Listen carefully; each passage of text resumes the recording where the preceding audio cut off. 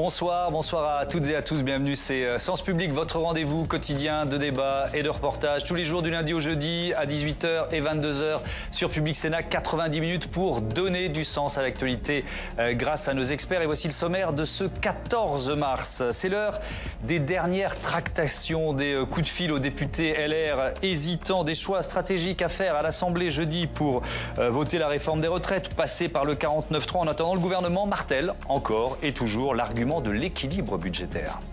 Monsieur le député, finalement, ce que vous nous proposez, c'est une alternative mortifère.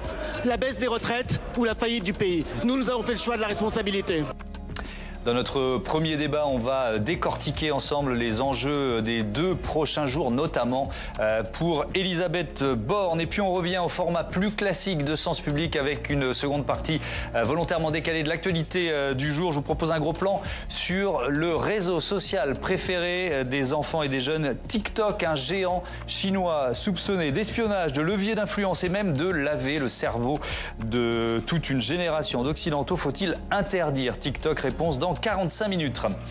Mais d'abord, 3 lettres que le grand public découvre. CMP pour Commission Mixte Paritaire. Samia Dechir nous en détaille les enjeux.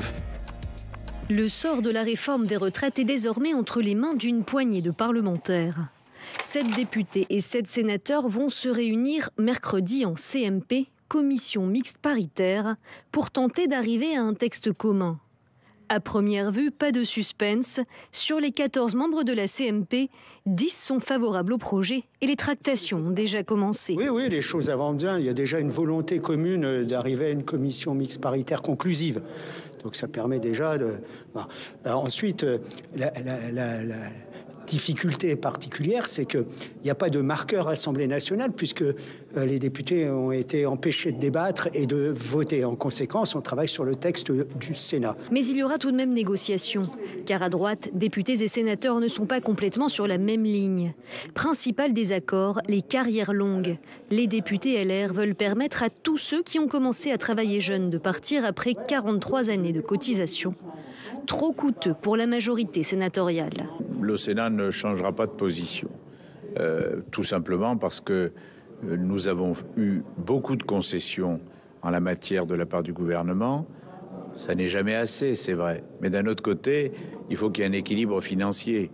Si, à force de concessions, de modifications du texte, on finit par ne pas avoir de gains financiers pour l'équilibre des retraites, ça ne sert à rien de faire une réforme. Donc, on a obtenu un certain nombre de choses au Sénat.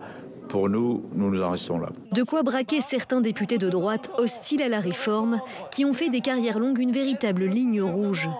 Le patron des députés LR a beau affirmer que son groupe votera majoritairement le texte, ses troupes restent divisées sur le sujet. Très clairement, certains nous ont dit qu'ils attendaient de voir ce qui sortait de la CMP. Des gens qui réfléchissent encore entre le contre et l'abstention, des gens qui réfléchissent entre l'abstention et le pour et qui attendront de savoir quel texte sort de la CMP. Mais enfin, très clairement, il y a une majorité nette au sein de notre groupe pour voter cette réforme. 15 à 20 députés de droite seraient contre ou encore indécis sur leur vote.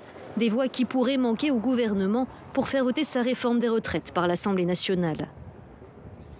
Et ça discute déjà pendant le sujet de Samia Dechir. Et je vous présente donc mes invités qui sont pressés de débattre. Anne-Charline Bézina, bonsoir. Bonsoir bienvenue, Thomas. vous êtes constitutionnaliste et maître de conférences en droit public. Jean Garrigue, bonsoir. Bonsoir Thomas. Bienvenue à vous, historien, président du comité d'histoire parlementaire. Et vous publiez Élysée contre Matignon, le couple infernal de 1958 à nos jours. C'est publié aux éditions Talendier. Nathalie Segonde, bonsoir. Bonsoir. Bienvenue, vous êtes journaliste éditorialiste à l'Opinion. Et Émilie Zapalski, bonsoir Émilie. Bonsoir, bienvenue à vous. Vous êtes spécialiste en communication politique et éditorialiste pour Sens Public. Anne-Charline Bézina, je commence avec vous. Cette commission mixte paritaire, est-ce qu'elle est inédite pour ne pas dire historique, tiens? Oh oui, à beaucoup d'égards. Alors la commission mixte paritaire en tant que telle, pas tellement, puisque en réalité c'est une procédure très courante sous la Ve République. Il faut savoir que en temps normal, c'est après 2 lectures qu'on peut donc solliciter cette CMP pour concilier, et en temps de procédure accélérée, c'est au bout d'une seule lecture. Mais donc la CMP, elle a l'habitude d'arriver quand les choses sont déjà jouées en réalité. Là, la nouveauté, c'est que ça n'a pas été voté à l'Assemblée. Elle est complètement inédite parce que déjà par rapport à son champ de compétences. Normalement, elle travaille sur 3 à 4 à 5 articles qui restent encore en débat, mais il y a beaucoup de choses qui ont déjà été avalisées par le Sénat et l'Assemblée qui se sont mis en accord. Ici, c'est pas possible étant donné que l'Assemblée nationale n'a même pas voté. Donc de toute façon, la CMP a un champ de compétences sur l'intégralité du texte. Elle va devoir proposer elle-même le seul texte en fait sur lequel un compromis aura été trouvé entre députés et sénateurs. Donc oui, elle est inédite. L'ambiance aussi doit être tout à fait différente des ambiances feutrées que connaît la CMP où tout a été dévenimé, où on arrive à travailler finalement dans une entente relativement cordiale. Ici, les positions sont fermes. On voit bien que de toute façon, même s'il y a des majorités qui se dégagent assez clairement dans la CMP, on les attend au tournant. Donc oui, une CMP tout à fait historique pour son style, pour son champ de compétences et pour beaucoup de choses. Oui, et c'est, je le disais en titre, ces 3 lettres, la commission mixte paritaire, tous les médias en parlent, on n'est évidemment pas les seuls, Jean Garrigue. Est-ce qu'avec cette réforme des retraites, vous diriez que les Français réapprennent un peu le fonctionnement de nos institutions parlementaires, ce qui est plutôt une bonne nouvelle? Bon, ça ne redonne pas pour autant un grand souffle à notre bonne vieille 5e République. Ne nous emballons pas. Oui, c'est ça. mais vous avez raison. Il y a quelque part un parfum de pédagogie parlementaire. Rien que de voir l'engouement même des médias sur toutes ces questions, sur les règlements. On a beaucoup parlé des règlements du Sénat, des votes bloqués, évidemment du 49-3. Oui, il y a une vraie... si on devait tirer des aspects positifs de cette crise, il n'y en a pas beaucoup. Je pense que là, cette meilleure connaissance des rouages de la vie parlementaire, ça en fait partie. Et peut-être aussi, à la faveur de ce qui vient de se passer, et parce que nous sommes au Sénat, une forme de réhabilitation de ce qu'est la vie parlementaire au Sénat spécifiquement et l'utilité d'une chambre haute ou d'une deuxième chambre. Parce que ce qui s'est passé, c'est quand même malgré tout qu'au moins le Sénat, eux, ils sont allés au bout du vote. Je ne sais pas s'ils ont bien fait ou mal fait, mais enfin, ils sont quand même allés au bout de la loi. Et ça, c'est quand même quelque chose, d'ailleurs, qui va servir de base. C'est quand même un paradoxe que c'est ça qui va servir de base à la discussion de la CMP. D'ordinaire, c'est plutôt le contraire. Nathalie Segonde, est-ce que peut y avoir des surprises dans cette commission mixte paritaire sur le contenu du texte? C'est-à-dire, est-ce que on peut voir sortir de cette journée de débat à huis clos, on va y revenir sur la notion de huis clos, on peut voir le texte évoluer? Alors oui, forcément, parce qu'il y a des points de contact, enfin il y a des points qui sont par accord entre LR et la majorité, Renaissance, notamment le CDI senior. Ils sont obligés de trouver un compromis. Et ils sont en train d'y travailler. Les tractations, elles se jouent maintenant. Ça se joue maintenant plutôt qu'en CMP demain. Il y a peut-être aussi un peu de friction entre LR. Alors, entre sénateurs et députés. Entre LR Sénat et LR Assemblée sur les 43 annuités pour les carrières longues. Le Sénat, c'est une introduction des députés LR sous la pression d'Aurélien Pradier. Les sénateurs sont pas tellement sur cette ligne, en réalité. Ils vont pas se battre pour...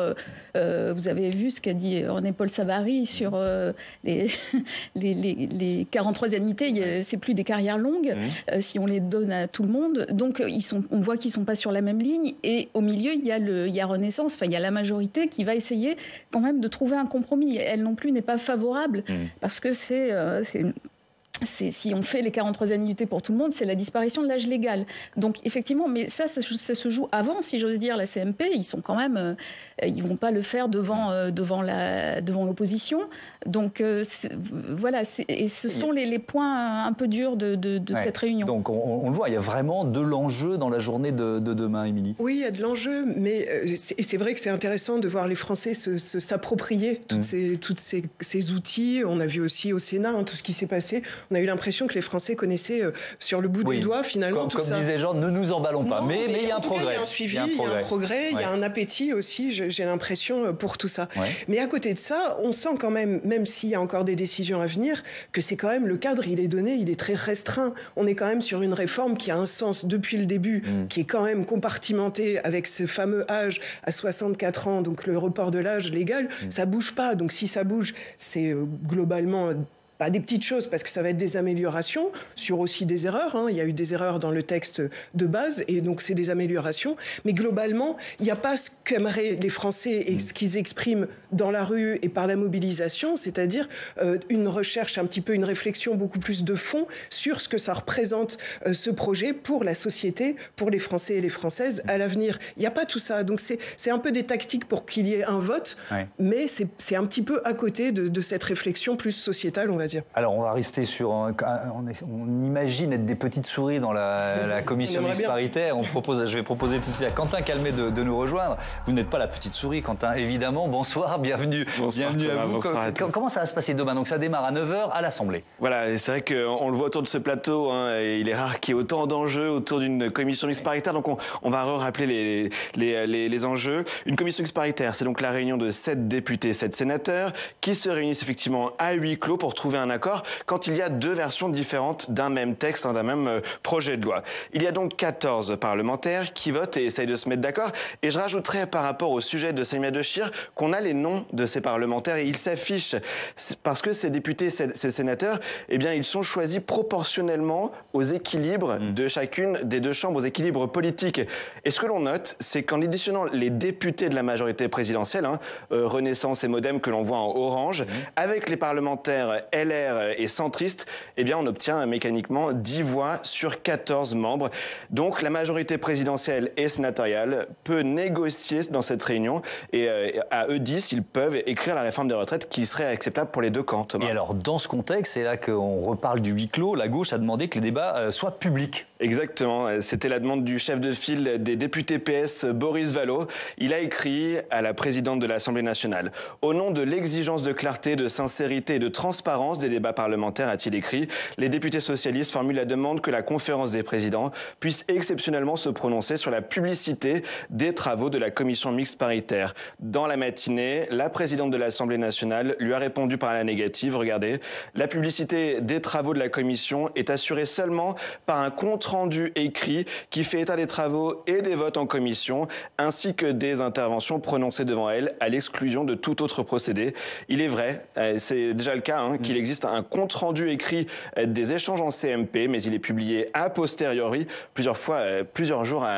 souvent plusieurs jours après la réunion. Oui, et avant même ce refus de Yaël Braun-Pivet, la chef de file des Insoumis, Mathilde Panot, a fait savoir qu'elle ferait fuiter les échanges. Voilà, elle l'a dit, c'était sur notre antenne hier soir, je vous propose de l'écouter.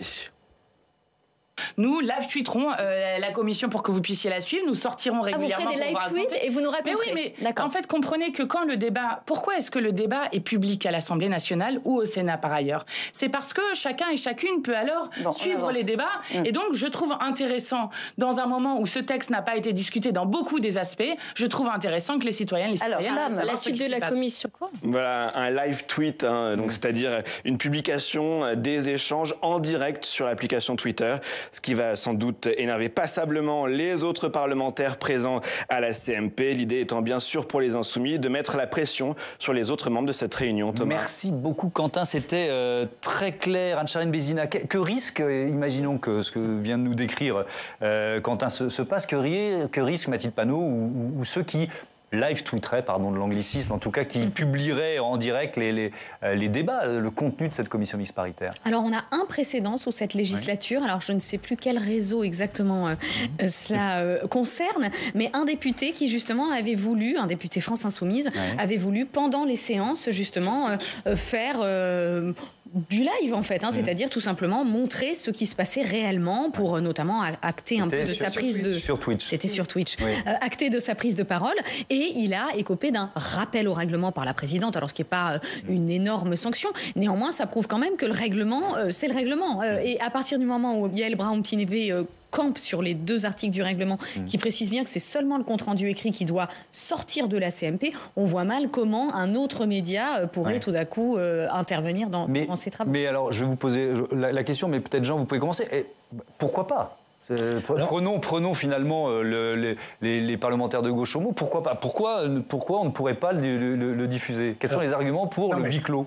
C'est une question très intéressante en réalité, parce qu'on est au croisement entre légalité et légitimité. Je veux dire que la légalité, en l'occurrence, c'est respecter l'usage et se dire qu'il y a effectivement des discussions qui n'ont pas à être perçues par le plus grand nombre, parce que chaque parlementaire doit aussi garder une forme d'autonomie et d'indépendance, et ça, c'est depuis la Révolution française, par rapport à ses mandants. C'est quelque chose de très important dans l'esprit des parlementaires. Mais la légitimité démocratique, au sens où elle est perçue maintenant, c'est-à-dire qu'il y a une exigence de transparence démocratique qu'on voit poindre dans la société. Et à la faveur de cette crise, ô combien, puisqu'on reproche beaucoup à tout ce processus, toute la mécanique actuelle, de ne pas être véritablement démocratique. Oui, et puis le huis clos alimente une forme de soupçon un peu malsain. Alimente une forme de soupçon. Donc on est vraiment là à la croisée des chemins.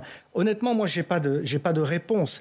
Si je répondais à la demande sociale, je dirais oui, c'est bien que ça puisse être public, comme maintenant d'ailleurs tous les débats sont publics, télévisés, etc. Et peut-être qu'il faudrait réfléchir à une réforme du règlement des assemblées qui pourrait aller vers cette transparence. Mais je le répète, n'oublions pas malgré tout ce principe essentiel de cette autonomie du parlementaire par rapport au mandant, c'est-à-dire par rapport à l'opinion publique. Ça peut être important dans certains domaines, c'est-à-dire de savoir que vous n'êtes pas sous le regard, sous la pression des électeurs. Un mot là-dessus, Anne-Charlotte? Oui, peut-être, pour prendre un petit peu le contre-pied, mais tout à fait dans la lignée. Mais vous avez le droit de ne pas être d'accord. Pas avec Jean Garry, c'est pas possible. Mais la seule chose, c'est vraiment de dire, et c'est un attachement historique aussi par rapport à 58, la CMP, c'est un organe très particulier qui a été très peu réglementé. En réalité, il n'a même pas. Elle apparaît très peu dans les règlements d'assemblée. Il y a tout juste une instruction en fait de 59 qui régit les règles de vote, comment ça se passe, etc. Et ça n'est pas anodin. Il y a une raison à cela par rapport au fait que c'est un organe de pacification qu'on n'avait pas tellement d'ailleurs sous les républiques précédentes. Alors ça existait sous d'autres formes, mais cette CMP, on a voulu lui laisser le champ libre pour arriver à organiser le bicaméralisme. Et donc peut-être qu'une petite dose de secret peut parfois aussi permettre d'avoir des accords qui publiquement ne passeraient pas. Ça c'est très intéressant. Parce que vous dites pacification, or la ligne de LFI, c'est conflictualité. Donc forcément, ça ne peut pas aller ensemble. Je voulais juste rappeler que jusqu'au début des années 2000, le travail en commission, dans les commissions parlementaires, n'était pas filmé, n'était pas public. Et il a été rendu public c'est les commissions d'enquête, et notamment la commission Outreau qui a été filmée, qui ont ouvert ça, qui ont fait progresser la transparence des débats à l'Assemblée. Donc, et donc je suis d'accord avec vous, c'est un progrès. De l'histoire, c'est quand même le sens de l'histoire, c'est quand même d'aller vers la publicité des débats, d'autant plus que on le sait. Ça ne se passe pas là. C'est pas là que sont réellement faites les transactions. Il y a publicité des débats en réalité, puisqu'il y a ensuite un compte rendu qui ça s'appelle, c'est ça la publicité. Mais vous voulez dire mais enfin à l'heure des réseaux sociaux et des médias, enfin bon, la publicité écrite le lendemain, voilà. Je voulais rester voir plusieurs jours après dans la légalité. Alors donc après cette commission mixte paritaire, évidemment la journée de jeudi, elle sera décisive. Le vote à l'Assemblée nationale qui va se jouer à quelques voix près, si le gouvernement et Elisabeth Borne décident de ne pas utiliser le 49.3, les députés LR hésitants sont courtisés. Regardez ce que dit Jean-Luc Bourgeot, qui est député rattaché LR d'Ille-et-Vilaine. On a essayé de me dire que si je changeais d'avis, il pourrait y avoir un autre regard sur les dossiers de mon territoire. Par exemple, sur le nouvel hôpital de Saint-Malo. Et ce témoignage, le chef des députés LR, Olivier Marleix, préfère y voir plutôt de l'humour que des pressions. On l'écoute. Non, je crois que personne n'a fait état de pression. Il y a un député qui a dit que le gouvernement avait l'air d'être très à l'écoute, de faire des avances.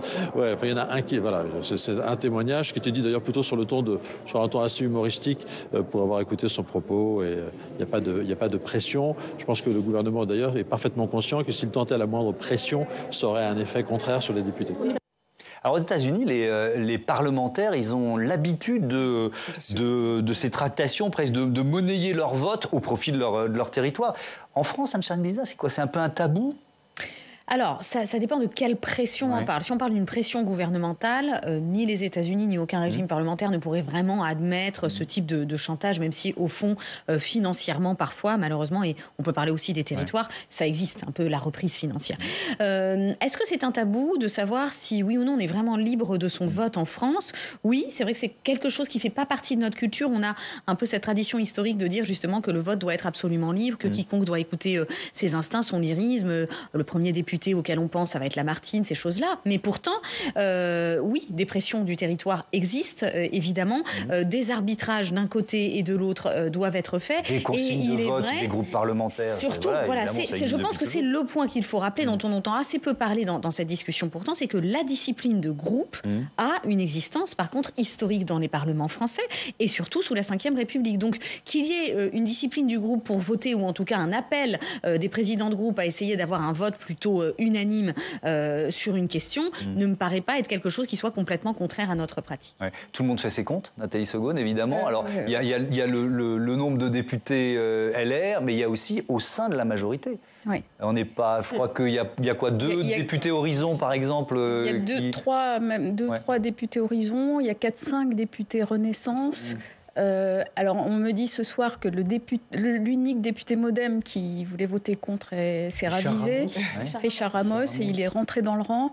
Il va voter pour. Enfin, ce qui est rare. Enfin, là, on en est à un point où ils font le gouvernement, la majorité procède individualité par individualité. C'est-à-dire que quand vous parliez de la discipline de groupe avec LR, ça n'existe plus. C'est-à-dire que l'effondrement de ce parti est tel que le président du parti, les présidents de groupe sont incapables d'imposer une ligne à leurs députés et que la majorité est obligée de faire individualité par individualité pour aller chercher les voix. C'est ce qu'ils sont en train de faire aujourd'hui. Je voulais juste rappeler quand même dans l'histoire qu'à l'époque de Michel Rocard et des utilisations récurrentes du 49.3, il faisait ça auprès des Domiens, des députés d'outre-mer. On leur promettait une école. Il y avait l'hôpital Guy Carcassonne, parce que c'était le conseiller de Michel Rocard, le constitutionnaliste, qui était chargé de ce travail-là. Je ne sais pas si quelqu'un fait ce travail-là aujourd'hui dans le gouvernement d'Elisabeth Borne, mais j'ai cru comprendre que ça se passait encore. C'est-à-dire que Marlène Sabot dire qu'il n'y a pas de... Est-ce que les ministres se sont séparés les tâches en disant toi tu appelles tel député, enfin vous voyez ce que je veux dire? Les ministres, les responsables de la majorité, ils se sont répartis le travail, effectivement. Émilie, et ensuite Jean, je reviens vers vous. Moi je pense que ça montre en effet une faiblesse, à la fois chez les Républicains, parce qu'on voit bien qu'il n'y a pas de tenue du groupe, mais aussi au niveau de la majorité. Souvenez-vous quand même, on parlait d'une maison commune avec Horizon, avec le MoDem, et en fait on voit que ça n'existe pas et qu'il faut aller individuellement convaincre les uns et les autres. Donc il y a quand même un manque de structuration de cette fameuse majorité. Jean Garry, quelle marge il faut, tiens, je vais vous laisser développer, mais je me dis quelle marge il faut en nombre de députés à Elisabeth Borne pour prendre le risque en disant qu'il peut y avoir des défections de dernière minute. C'est quoi? C'est 10 d'avance? Je pense, oui, parce que sinon ce serait trop juste. Mais il faut compter, si je ne m'abuse, le vote se fera sur les suffrages exprimés. Donc il y a aussi les absences. Et il paraît que c'est aussi un enjeu très très fort actuellement. Oui, parce que des tractations. Un député qui ne veut pas voter contre, mais il va avoir piscine, quoi. Vous voyez ce que je veux dire? Parce que là, les députés, ils sont pris entre le marteau et l'enclume. Le marteau, c'est de se dire, je dois respecter la discipline de groupe, sinon il y aura des représailles, parce que ça existe, les représailles, y compris venant de l'exécutif. Mais l'enclume, c'est de se dire, si on sait que j'ai voté ce projet, mes électeurs, ils vont pas être très très contents, parce que la majorité des Français sont contre. Donc il y a vraiment un travail là de micro, de dentelle. Il y a le ministre chargé des relations avec le Parlement, Franck Riester, qui a quand même, dans un premier temps, qui a dû être chargé de faire ça. Et pour revenir à Michel Rocard, c'est pas si nouveau, mais vous l'avez dit, Guy Carcassonne, il allait voir député par député à l'époque, quand ils avaient cette fameuse majorité stéréo. Tantôt je m'appuie sur les communistes, tantôt je m'appuie sur le centre gauche, centre droit. Et il faisait ça aussi au petit point. Et j'ajouterai une dernière chose, parce que quand même je suis historien. Les groupes parlementaires, c'est pas quelque chose qui a toujours existé sous la vie politique française. Ça date du début du XXe siècle, l'influence des groupes. Donc la discipline de groupe, c'est pas forcément quelque chose qui, logiquement, si vous voulez, dans l'esprit initial de la vie parlementaire, chaque député est libre de son choix. Donc cette discipline de groupe, c'est ce qu'on demande aujourd'hui, enfin, c'est ce qui est nécessité par l'exécutif, mais ce n'est pas forcément une règle. Ouais, on va parler d'Emmanuel Macron dans un instant, mais Nathalie Segonde, je disais en titre journée décisive notamment pour Elisabeth Borne. Est-ce qu'elle joue forcément son avenir à Matignon, là, dans les 48 heures qui viennent? Alors, d'une certaine façon, oui, parce que je pense que... Enfin, ça a beaucoup évolué ces derniers jours. Ouais. L'Élysée laissait entendre la semaine dernière encore que si ça passait qu'au 49.3, son poste était en jeu. Parce qu'elle n'aurait pas réussi à convaincre, à bâtir une majorité, parce que c'était ça la mission que lui avait donnée Emmanuel Macron, c'est de construire une majorité sur cette réforme, et que donc forcément il y aurait des conséquences et qu'il pourrait y avoir un remaniement. Aujourd'hui, on me dit qu'on n'en est plus là, que l'essentiel c'est que le texte passe, 49.3 ou vote, et qu'elle sauvera, il la gardera, en tout cas dans un premier temps. Mais évidemment, si c'est au 49.3, elle a tellement dit et redit qu'elle ne voulait pas passer par le 49.3. Elle-même dit je veux éviter le 49.3. Bien sûr, alors maintenant on nous dit que c'est une tactique, mais enfin elle l'a tellement répété que ça apparaîtra, si c'est au 49.3, comme quand même un affaiblissement pour elle. Après, je ne peux pas prévoir, mais... elle sera affaiblie par cette affaire. Alors, signe du caractère décisif des heures qui viennent, Emmanuel Macron s'est invité à la réunion hebdomadaire de coordination des cadres du camp présidentiel. Émilie, le président de la République veut peser dans la dernière ligne droite? Oui, alors c'est le retour, parce que ça faisait un moment qu'il nous parlait plutôt de loin, des Pays-Bas, d'Afrique, avec des messages évasifs justement sur la réforme des retraites. Et là, il se pointe directement donc, dans une des réunions hebdomadaires, comme vous disiez, des cadres de la majorité. En général, il n'y est pas. C'est assez rare. Ouais. C'était hier. Qu'est-ce qu'il a déclaré? Nous avons une majorité solide. Alors, assez surprenant par le temps qui court et ce qu'on disait à l'instant. Surtout que les membres de son équipe sont plutôt collés à la calculette en train de compter les voix côté majorité et côté républicain, comme on le disait.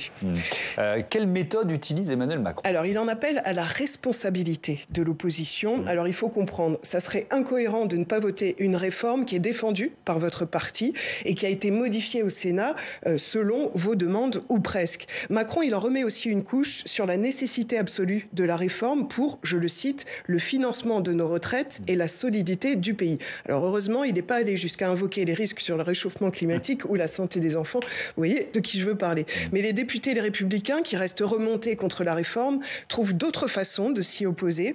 En cas de 49.3, certains se disent prêts à faire tomber le gouvernement en s'alliant, et on en parlait tout à l'heure, des dom-toms, en s'alliant au groupe Liberté, Indépendants, Outre-mer et Territoire, LIOT, dans une motion de censure transpartisane. La raison qui serait invoquée, ça serait un déni de démocratie. C'est l'argument qui est défendu par Charles de Courson, qui est député LIOT de la Marne. Il était interrogé ce matin sur BFM TV.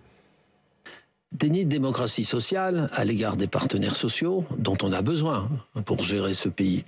Mais déni de démocratie à l'égard du Parlement, car avoir utilisé une loi rectificative de financement de la sécurité sociale pour en fait empêcher un vrai débat en limitant à 20 jours l'Assemblée nationale, 15 jours le Sénat et 15 jours en vote définitif, c'est un détournement total de procédure. D'ailleurs, on ira s'en expliquer au Conseil constitutionnel. Mais alors, quoi qu'il en soit, le président de la République joue son va-tout. Est-ce que c'est le bon moment? Est-ce que le moment est bien choisi pour intervenir? Oui, c'est un moment opportun. On l'a dit, juste avant la commission mixte paritaire qui se tient demain, mais surtout juste après la mobilisation de samedi qui était un peu à la baisse. Ces ministres, bien éduqués, reprennent en cœur cette méthode Coué. Nous souhaitons transformer notre majorité relative en majorité absolue, insiste Olivier Véran, le porte-parole. Nous sommes convaincus qu'il y a une majorité sur ce texte, répond en écho Olivier Dussopt, le ministre du Travail.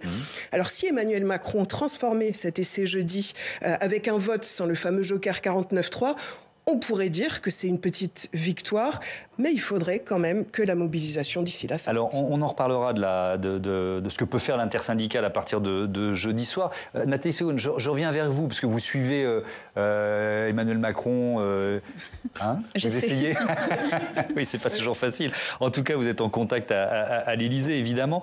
C'est quoi l'état d'esprit? Il voudrait passer à autre chose, passer à d'autres réformes? C'est vraiment ça, quoi. Ah oui, c'est vraiment que ça soit derrière lui et qu'il puisse tout de suite vite passer à autre chose. Enfin, c'est un mauvais moment à passer pour lui, je pense. Hein. Enfin, c'est ce que disent ceux qui le voient, qui discutent avec lui.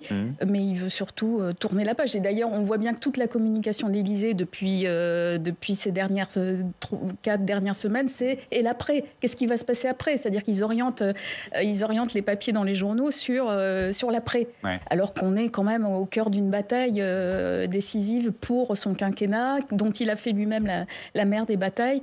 Et effectivement, ça ne peut que passer pour lui. Ouais. Anne-Charlène Bézina, le président de la République, il a choisi de laisser Elisabeth Borne, sa première ministre, en première ligne alors je le cite, pour respecter le temps parlementaire. Ça, c'est l'argument officiel. Il y en a un autre, il sait qu'il aurait cristallisé les oppositions autour de lui s'il s'était engagé un peu plus. C'est peut-être même déjà le cas, puisque si vous écoutez le message de la rue, il n'est pas tellement hostile à Elisabeth Borne, mais à Emmanuel Macron. Oui, mais s'il était rentré un peu plus dans la bataille, ça aurait encore plus peut-être cristallisé l'opposition. Encore une fois, je crois qu'on est dans le partage traditionnel de la Ve République. Jean, évidemment, sera forcément de mon avis. Pas toujours, c'est très bien. Alors, très bien. Voilà, on va pouvoir en discuter. Mais je crois vraiment que le Premier ministre a quand même ce rôle de prendre les balles et que le président de la République n'est jamais vraiment le premier rideau sur une réforme de cette ampleur. Néanmoins, il n'a pas forcément très bien joué non plus cette arrière, étant donné qu'il s'est quand même beaucoup exposé sur cette réforme, notamment dans son programme présidentiel et à plusieurs reprises en exprimant son extrême nécessité, etc. Donc, il n'est pas tellement resté autant en arrière qu'on aurait pu le penser. Et en plus, sous la Ve République, il y a ce paradoxe très important qui fait que c'est toujours au président de la République qu'on va en référer quand on a le sentiment qu'il y a quelque chose qui socialement ne passe pas. C'est lui qui va cristalliser. Et chacun a un peu sa stratégie. Le général de Gaulle avait l'habitude de repersonnaliser, de rechercher l'affectif presque sur sa personne. François Mitterrand était quelqu'un qui allait très vite au compromis et qui donc allait plutôt lâcher sur ses postures. Et la stratégie d'Emmanuel Macron, c'est toujours d'essayer d'être le plus dans l'usure possible, en essayant de décrédibiliser aussi le mouvement d'opposition, ce qui cette fois-ci peut fonctionner. Donc, l'idée qu'il se focalise sur l'après me paraît aussi être symptomatique du fait qu'il n'est peut-être pas aussi certain de pouvoir recréer la confiance autour de lui aussi vite. Il l'a dit d'ailleurs au Salon de l'Agriculture, je devrais donner le cap moi-même, mais voilà, affaire à suivre. Mais quand même, Jean-Garry, il n'y a pas eu de prise de parole solennelle du président de la République sur cette réforme des retraites depuis plusieurs semaines, voire plusieurs mois. Non, mais Anne-Charlène a déminé la critique que je voulais faire, qui est une critique feutrée. Mais justement, moi, ce que je trouve par rapport au conflit précédent, notamment autour de la réforme des retraites, c'est que le président a été beaucoup plus présent que ne l'ont été ses prédécesseurs. Souvenons-nous du conflit de 1995. Jacques Chirac est totalement en retrait. C'est Alain Juppé qui porte tout, y compris l'échec final, le retrait de la loi, parce que Jacques Chirac, d'abord, il était assez hostile au départ. Suppression des régimes spéciaux, et qui lui tape sur les doigts quand les choses se sont gâtées. Donc ce que je veux dire par là, c'est que précisément ça qui est intéressant, c'est qu'on a assisté à cette dérive, je ne suis pas le premier à le dire, une dérive présidentialiste de la Ve République, et que dans ce conflit, il y a effectivement ce qui va se passer, et ce qui se passe, c'est ce que disait Anne-Charlène, c'est que tout remonte au président de la République. Moi j'ai l'impression que les Français ne sont pas tellement en colère contre Elisabeth Borne, mais c'est autour de tout se cristallise autour du président de la République. Preuve en est l'invitation, la demande des syndicats d'une rencontre, qu'il a d'ailleurs refusée. Donc moi je pense qu'il y a vraiment quelque chose qui se joue là autour de la personne du président. Et que cette crise-là, au fond, elle n'est que l'aboutissement de tout un processus, moi je le dis depuis le début, d'ailleurs depuis le début de cette crise, l'aboutissement de tout un processus visant à montrer un président qui ne comprend pas la manière dont il faut gouverner sous la Ve République et qui ne comprend pas ce qu'est le mouvement social sous la Ve République. Ça, c'est quelque chose qui monte très, très fort et qui montre bien que la situation d'Elisabeth Borne n'est pas la même que celle de ses prédécesseurs. Moi, il me semble qu'il y a aussi un autre problème, au-delà de la personnalisation qu'a effectué Emmanuel Macron, c'est les objectifs. C'est la difficulté à défendre des objectifs crédibles, en fait, pour cette réforme, parce qu'au tout début, souvenez-vous, c'était pour financer la transition écologique, la santé. Après, on a dit, oh non, c'est pour équilibrer vraiment notre régime de retraite. Après, on a dit, ah ben non, c'est pour de la justice sociale. Puis on s'est rendu compte que ça tenait pas la route. On est revenu sur l'équilibre financier en disant, c'est indispensable parce que sinon, c'est la faillite du régime de retraite par répartition. Et finalement, les Français, ils comprennent bien que c'est pas tenable, qu'aucun de ces objectifs, finalement, ne sont vraiment tangibles. Et donc, ils remettent en question ça. Donc, pourquoi faire une réforme dont personne ne veut et qui sert finalement à quoi? À équilibrer un tout petit peu quelque chose qui n'est pas forcément indispensable. Il n'y a pas péril en la demeure sur l'équilibre financier. Alors, certains en tout cas, tout le monde n'est pas d'accord là-dessus, mais bon. Dans ce qui ressort, il y a des interrogations. Voilà, il y a des interrogations. Là, je suis d'accord avec vous. Il nous reste un peu moins de 10 minutes. On va maintenant consacrer un chapitre à la stratégie de l'intersyndicale, journée d'action et de manifestation, évidemment, demain. Grève qui continue jeudi, tiens, par exemple, pour bloquer l'activité maritime des ports français. Écoutez. Je ne vais pas faire long, je crois que vous avez compris qu'on est déterminés. Partout en France, dans tous les ports cette semaine, les ports seront arrêtés 72 heures. Journée port mort, jeudi. Donc journée port mort, ça veut dire que toutes les activités autour d'un port, dans le port, il n'y a rien qui rentre, il n'y a rien qui sort. Et je peux vous dire que ça fait mal. Alors c'est assez disparate en fait, Nathalie Segonde, parce qu'il y a des secteurs où c'est plutôt en train de retomber, on va dire RATP, raffinerie, en schématisant. Et puis là, effectivement, les ports, c'est un nouveau secteur qui rentre dans le mouvement. 9e journée de manifestation, de mobilisation, et pourtant la réforme, elle avance, inexorablement. Est-ce qu'on n'atteint pas les limites de la stratégie syndicale quand même ? Si, forcément, parce que d'un côté, il y a un Parlement qui avance, un texte qui va être voté très probablement, quelles qu'en soient les circonstances, et de l'autre, il y a un mouvement qui faiblit quand même, parce que, et surtout ce qu'on observe dans les sondages, c'est que les Français ont, depuis le début, intériorisé que cette réforme passerait. Donc, 2 tiers, je crois, des Français pensent qu'elle sera adoptée. C'est très stable dans l'opposition à la réforme, ceux qui soutiennent la réforme et ceux qui disent de toute façon elle passera, c'est stable, quoi. C'est stable, et en plus ceux qui sont dans la rue ou qui font grève, et même qui font grève de moins en moins d'ailleurs, c'est ceux qui bénéficient des régimes spéciaux. Quand même, c'est la SNCF, c'est la RATP, même si on est en train de les supprimer, ces régimes. Et on voit pas, c'est presque une mobilisation Est-ce qu'ils font grève par procuration pour du privé Mais en tout cas, le privé massivement n'y va pas, ne se mobilise pas. Et on sent, moi ce que j'entends, c'est une lassitude de ces gens qui bénéficient des régimes spéciaux se mobiliser pour finalement un texte qui les touche de très loin. Et c'est bien la raison pour laquelle, d'ailleurs, le gouvernement n'a pas accéléré, comme le souhaitait Bruno Retailleau, la fin des régimes spéciaux. Ouais. Mais si au-delà des 48 heures à venir, si on se pose la question de la démocratie sociale, finalement, du dialogue social, de la démocratie sociale.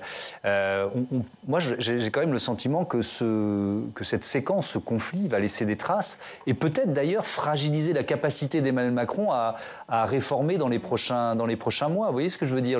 Le lien est tellement distendu, pour ne pas dire rompu, avec les syndicats, notamment la CFDT, que ça va être un peu difficile de faire venir des gens à la table des négociations pour les prochaines réformes. On se projette sur l'après, et je vous rejoins largement, mais il faut aussi repenser à l'avant. C'est quand même le point faible de cette présidence, de ce premier mandat aussi. On avait parlé d'un président qui négligeait les corps intermédiaires. Il avait annoncé une nouvelle méthode pour être réélu. Ça fait partie de son discours d'investiture. Et pourtant, cette nouvelle méthode, alors on racontera que le Conseil national de la refondation était censé jouer ce rôle, que certains syndicats y sont allés en traînant des pieds, d'autres ayant refusé. Mais ça prouve bien qu'en fait, le divorce est acté depuis assez longtemps. Évidemment, ça restera le point faible de cette présidence. J'ajoute d'ailleurs que y a un peu une stratégie du 1+4 ou du 4+1 dans les quinquennats. C'est-à-dire de se dire, bon, la première année, on fait les choses les plus difficiles et puis après, quitte à rester dans l'attentisme, eh bien, ça ira, surtout sur les deuxièmes mandats. Ou au contraire, essayer de se dire, eh bien, je vais essayer de capitaliser pour bien réunir ma majorité au départ et puis c'est à la fin que ça sera plus difficile. François Hollande, par exemple, a en fait vécu plutôt un 4+1 plutôt qu'un 1+4 que Emmanuel Macron tente ici. Et on s'est bien rendu compte de la difficulté qu'il a eu ensuite à finalement ressortir la tête de l'eau après l'attaque des frondeurs, après finalement la véritable fragilisation de son mandat. Donc ici, en attaquant par cette fragilisation, on se demande bien à quoi vont ressembler les 4 prochaines années. Est-ce qu'un président va devenir un président de l'Assemblée, de l'international avec cette idée du domaine réservé? Il y a beaucoup de questions qui, à mon avis, se posent autour de cette personnalité. C'est la première fois qu'on a un président réélu en quinquennat. Donc c'est aussi un nouveau cas de figure pour tous les prétendants, sachant que lui ne peut pas se représenter. Et un nouveau style. Et donc même pour tous les autres, enfin, c'est une nouvelle, c'est presque une page blanche. C'est peut-être le problème du 5+5 finalement. Oui, je suis assez d'accord avec ça. Moi, je me pose la question aussi de cette masse, de ce mouvement social qui peut-être n'a pas trouvé d'écho au sein de l'Assemblée, ou en tout cas pas de la façon dont il le souhaitait. Parce que comme le disait Jean Garrigue, il y a beaucoup de critiques sur la politique sociale et économique que mène Emmanuel Macron. Et peut-être certains espéraient dans la NUPES ou dans en tout cas cette forme de gauche avoir une résonance pour porter d'autres idées. Et en fait, la façon dont la NUPES l'a portée n'a pas abouti. Et quelque part, ces espérances... Elle a même braqué les syndicaux. Elle a même fait de l'obstruction et pas tellement sur le fond, pas pu discuter. Et peut-être que justement, ce mouvement social ne trouve pas d'issue politique d'une manière raisonnable. Et les syndicats ne permettent pas ces discussions au sein de l'Assemblée. Donc ça, c'est peut-être aussi à construire à gauche, peut-être autrement. Mais bon, ça, c'est un espoir peut-être réalisable, mais il va falloir du travail.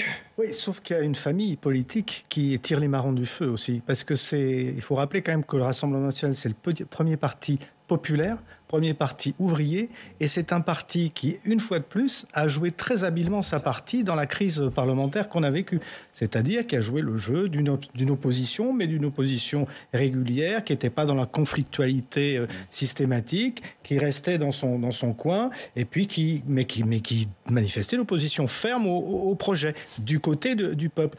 Et moi, j'ai très peur. Enfin, j'ai très peur. J'estime que, manifestement, c'est plutôt cette famille-là qui risque de tirer les marrons du feu. Parce que, de toute façon, du côté d'Emmanuel Macron, c'est un échec. C'est un échec par rapport justement à cette démocratie sociale dont on parlait tout à l'heure. Et c'est un échec qui rejaillit aussi sur l'ensemble de la classe politique. Parce que c'est l'échec des élites parlementaires qui risquent de voter la loi à moins que ça soit le 49-3, mais ce sera l'échec donc de la classe politique confrontée au peuple. Et qu'est-ce qui joue cette carte-là du peuple contre les élites ? C'est le Rassemblement national. Oui, et hier on en parlait dans l'un de nos débats. Quand on regarde la sociologie des électeurs du Rassemblement national et la sociologie de ceux qui sont majoritairement opposés à la réforme, effectivement, il y a des croisements et des similitudes importantes. Vous disiez échec, mais quand même, si cette réforme est votée, et là je reviens un peu à l'état d'esprit de l'exécutif, ils pourront se targuer d'une victoire, peut-être d'une petite victoire, ce que vous disiez tout à l'heure, mais quand même. Bien sûr, non, mais ils n'y manqueront pas.